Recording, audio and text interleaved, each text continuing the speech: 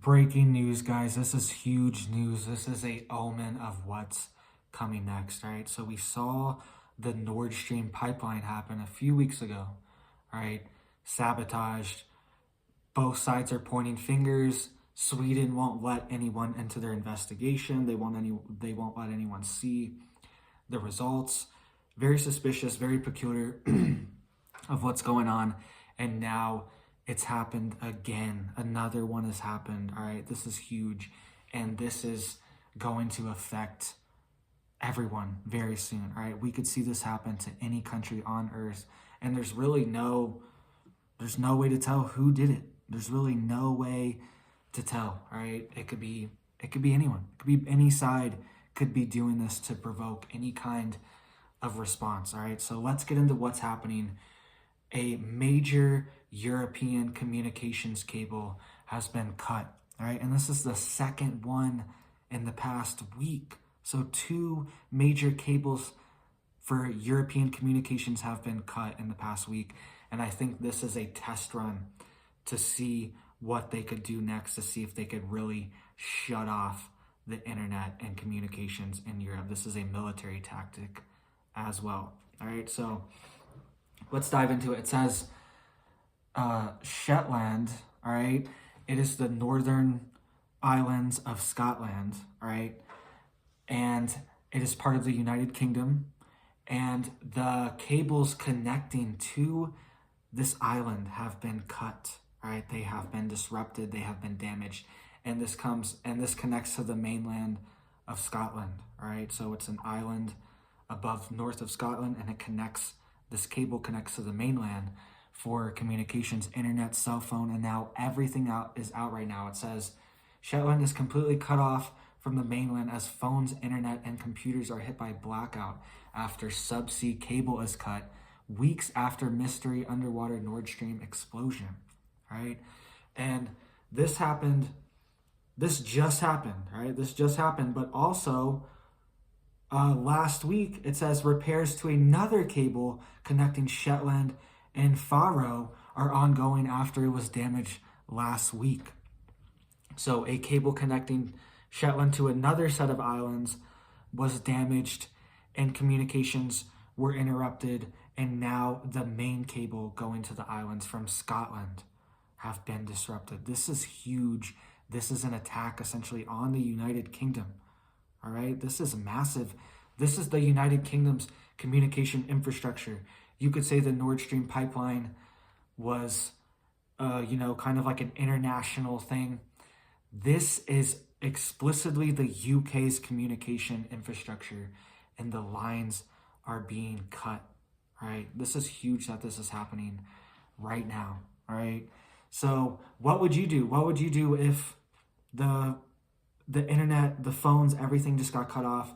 I know a lot of people have lived through times like that, but our economy, our infrastructure, our society is so dependent, so intertwined with the internet. What would we do? And they want to get rid of cash. They want everything to be digitalized.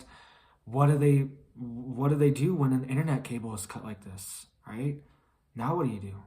You probably can't even access your bank because the bank can't get on the internet, right? This is a huge problem, and this could happen anywhere, anytime, and it's very hard to tell who did it. Where did this come from? What side did this really come from? All right, and it says top military experts are warning that a sabotage of Europe's internet could cause a $10 trillion financial deficit a day. $10 trillion financial deficit a day. All right, so a lot is on the line. Financial institutions could not communicate with each other if they didn't have access to the internet.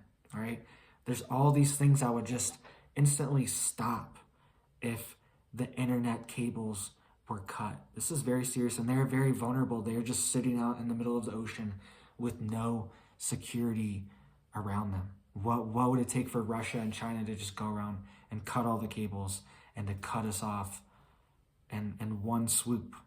What would it take? It probably would not take much. They probably know exactly how to do it. Or for NATO to cut cables. Who knows? NATO could be cutting cables too. We really don't know, but this seems like a test run for something big coming to Europe, right? So this is huge that this is happening.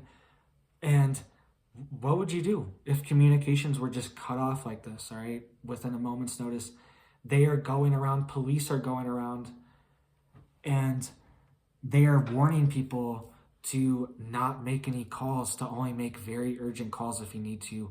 And they are warning that your phone might not even work for that. They said you could possibly call emergency services. It might still work because, I don't know, maybe they have their own communication networks or something, or you can connect to them directly. I'm not sure. But they're saying even that might not work, all right? Nothing will work for your phone, all right?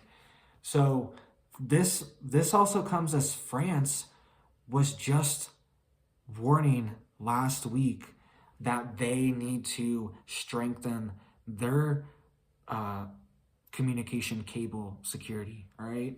So here's the article. It says, France tightens subsea cable security amid growing fears of sabotage, all right? It says, September's Nord Stream gas leaks have increased concerns in the EU's most connected country. It says, France is gearing up to strengthen the security of submarine cables amid growing concerns that they might become Russia's next target. Or who knows next target, all right?